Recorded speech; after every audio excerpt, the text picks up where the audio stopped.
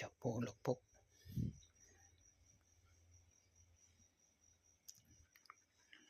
ลูกแม่ลิลลี่น้องของเอลิโว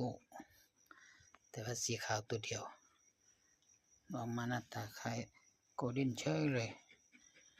เชื่องมากติดคนอันนั้นก็ติดคนนอนในบ้าน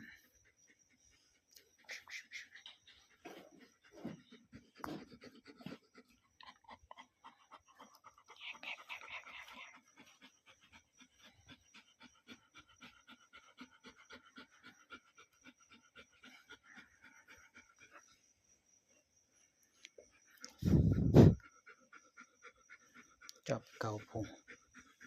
ติดคนนอนละจำนอนในบ้าน